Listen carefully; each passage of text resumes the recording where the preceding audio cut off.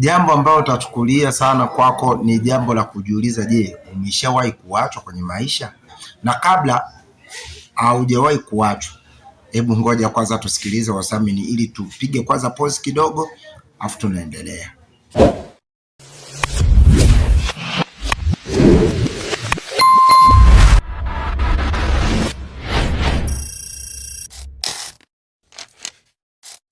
Naam, sawa.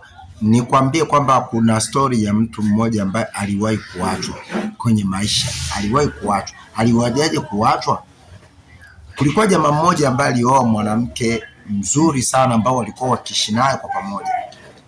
Lakini penye kuwa watu lazima wanapigana, na kwenye kuwa vikombe hata vikiwa mezani huwa vinagongana. Sasa je, walifikia hatua gani mpaka mmoja akaachwa? Kulikuwa mwanamke mmoja ambaye alikuwa ameolewa na mume wake, walikuwa wana maisha mazuri tu, si kama ya kifahari sana kivile, lakini alikuwa maisha mazuri.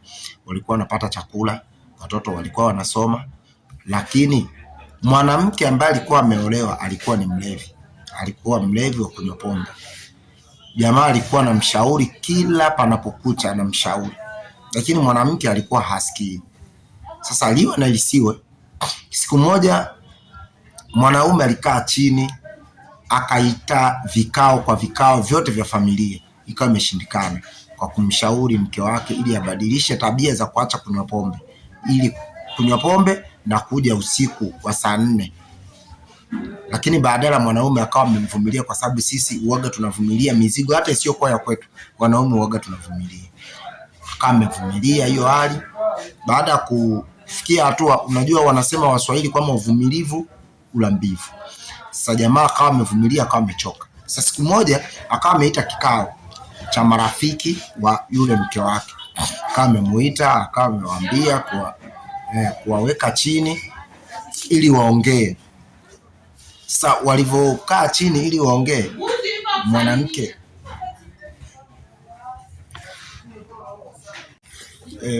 baada ya wao kukaa chini sasa kushauriana, mwanamke akawa amejisikia vibaya. Najua wanawake bwana, kuna wanawake ukiishi mjini kuna mambo mengi sana. So ukiishi vijijini utaelewa vitu vingi. So unajua kama mwanamke akipata hasira kidogo anaweza akaenda sehemu kula akaenda kuletea mpanga au jembe.